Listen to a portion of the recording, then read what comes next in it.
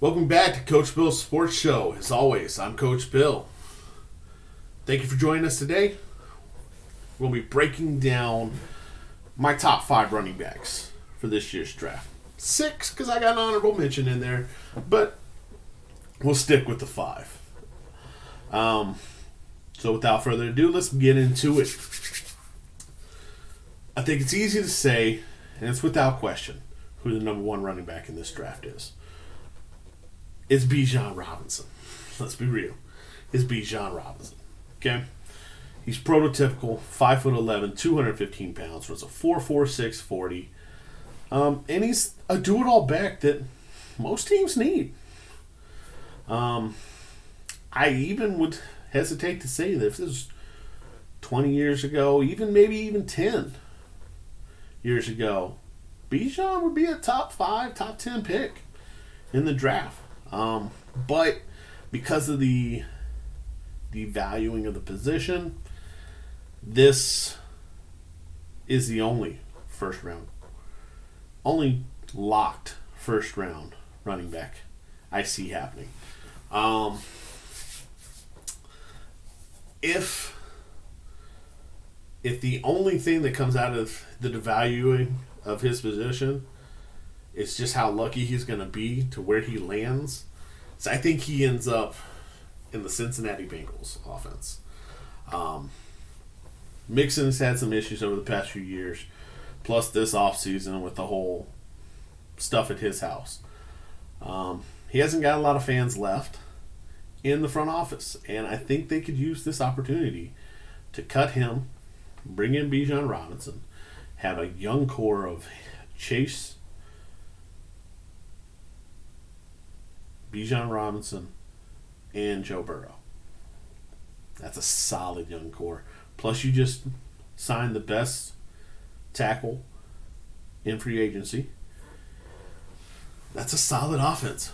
That's a solid offense. If you can keep T. Higgins too, that's a scary offense. But let's see if he's there. I don't know. I've seen some where he slides that far. I've seen some where he gets snagged late teens, early 20s. But for me, that's a perfect matchup for him. It's a perfect spot for him. But Bijan is hands down my number 1. My number 2, before it falls off a little bit of a cliff, I don't even say a little bit, it's a cliff. Before it falls off a cliff is Jahmyr Gibbs. Previously from Georgia Tech, played last year at Alabama. He shined on last year's team. He's a little bit smaller for a running back, but what he makes up for in his size, he shines with everything else he does. He is extremely talented as a runner. He's always able to find the hole. He very rarely gets caught in the backfield. When he finds the hole, he explodes through it. And he explodes through it quickly, violently, and that's not even his best aspect. Where he really shines, absolutely kills it, is in the passing game. He has soft hands. His route running is good enough for him to be a wide receiver this year. If he decided to move to wide receiver, he probably would have been in my top 5 for wideouts. Just being honest, the kid's got skills. He is an elite level pass catcher. Paired with his 4.36 40 speed, yeah, I said that right, 4.36 40. It means whoever grabs him, either late first, early second, is going to get an explosive, game-changing running back. Do I think he should be an every down back? No. I think he needs to be paired with somebody. But if you got a bruiser and you need somebody who can be explosive and make some stuff happen with the ball in his hands, Jahmyr Gibbs is that dude. Oof, he's that dude. All right, so we had a little bit of a cliff here. we hit a little bit of a cliff here, and then it drops into the rest of the class after those top two, and they kind of get muddled together. So diving into them, looking through them, these are my next ones on the list. I'm probably going to mispronounce his name, but Zach Charbonnet from UCLA. Again, this is where the drop happens from the top two, from the clear top two. And there's roughly about 8, 9 in this section of running backs.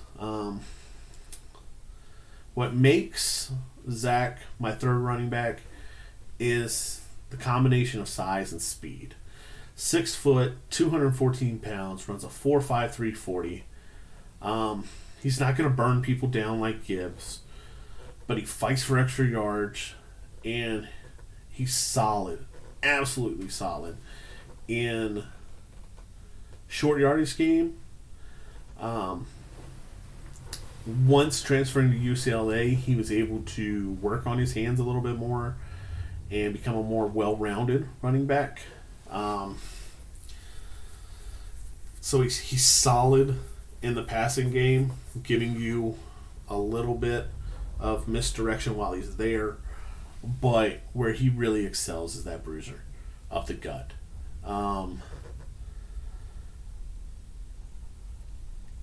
He has some hands, but he still needs to work on them. He's not going to shift gears and make you miss. He's the type of dude that's going to run downhill, punch you in the mouth, and try to run you over. And maybe if you're a team that drafts Gibbs at the end of first, early second, you come back and you get Zach to put with him, and now you got a two-headed monster of two rookies that pair well together and are able to do something similar enough to keep teams guessing. So if he lands in the right spot, he can do some damage. But he needs to be in a system where north-south and hitting people in the mouth is what they want from their running back. It's where it comes down to for him. Next on the list is Devon Akani, I think is how his last name is pronounced, out of Texas A&M. 5'8", 188 pounds. He's really small for running back. But running a 4.3 240 adds some wrinkles for a creative offensive coordinator's playbook. And the ease he has of getting to his top gear is part of his elusiveness and part of what makes him explosive. His initial burst is insane. There were reports this year that he could have been, if we did a competition, he could have been the fastest player in college football this past year. That's saying some stuff. There's some fast people out there. And if you can say, hey, I'm the fastest of the fast, whew, you got some talent. He's got some patience and waits for a hole to open. He's got hands to help in the passing game. But his size, running up the gut is not the way to go. It's probably a good way to get him hurt. That's why when you look at him on tape, you see him unnecessarily trying to bounce the play outside, trying to make the play, extend the play to outrun people, which ends up getting him trapped in the backfield. His size limit is going to be his biggest limit, but he can return the ball. He can catch the ball on some wheel routes. He can be a jet sweep kind of player. As long as you're not looking for him to run up the gut or be a pass blocker, he can help your team.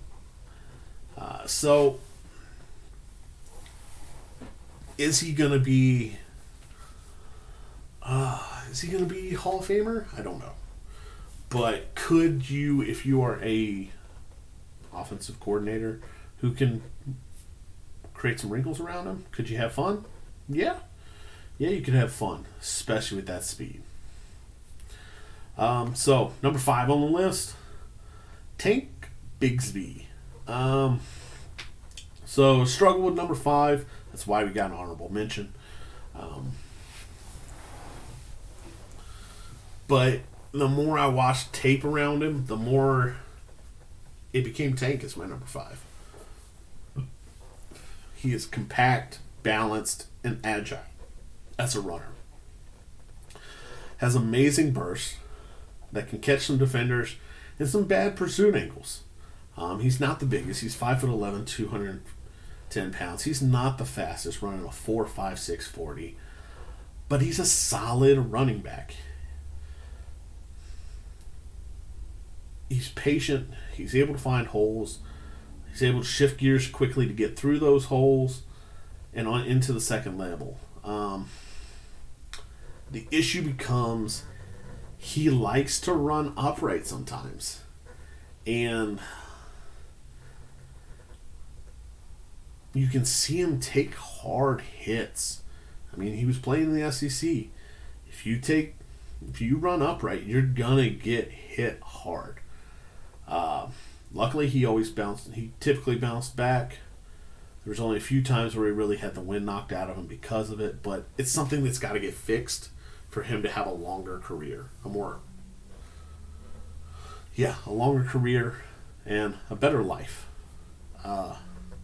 Taking hits like that definitely going to cause some problems. He has decent hands, but he cannot run a solid route. There's a lot of loose bends. There's not a lot of crisps out at breaks.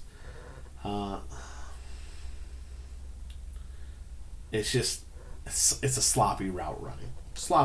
Call it sloppy route running. He isn't going to be the guy you split out to wide out to run routes. It's not his forte. It's not who he's going to be. He is great for short yardage, great for goal lines, and as long as you can have a coach that teaches him not to run upright, he could have a 5, 10, maybe even 15-year career being a short yardage, just tough-nosed running back. It's all depending on the coaching and the scheme he falls into. Number 6, my honorable mention. I had to add him in here because it was so close. I kept moving him and Tank between each other. It's Zach Evans. He moved from TCU to Ole Miss. He showed he's able to track the ball over his shoulder. He's got good flexibility, good balance, and able to adjust to the passes that just aren't on target. He didn't have the greatest quarterbacks while he was in college throwing him the ball. He has a 4.42 40. So you're able to confirm that he's fast. And when you turn on the tape, he's fast. He can outrun bad angles. And he's effective when it comes to a fly sweep. Strong downhill runner, excellent initial burst. Again, suffers from running too upright. Fails to run behind his pads.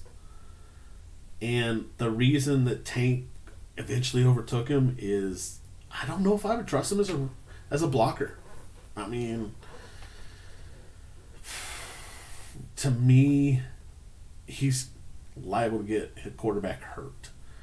That's how he is about blocking. He's also not very violent after catching the ball in open field. Saw a lot of I don't want to say lighter tackles, but a lot of stuff that I would have thought he would have been able to run through, bring him down. Could he shine? He could shine very brightly. But he has to be in the right offense. Has to be with the right system for him to do it. So that's why he's my honorable mention. He's a wild card, and he's worth mentioning, but he's a wild card, not a sure thing. But let's be real, none of them after 2 are really a sure thing. There's only 2 real sure things when it comes to running back. That's Gibbs and that's Robinson this year. But if you think I'm wrong, you think I messed something up, if I missed your favorite running back in the draft, put it down in the comments. Let's talk about it. Be more than happy to hear it. I haven't got to watch all tape. I don't get to see every play. So please, for everybody's sake and purposes, let's have a discussion. Thank you for watching. Please like, comment, subscribe, all the good stuff. Definitely helps us out here. Trying to do this a little bit more often, more frequently. So every little bit helps. Again, thank you for watching. Hope you have a wonderful rest of your day. Ready?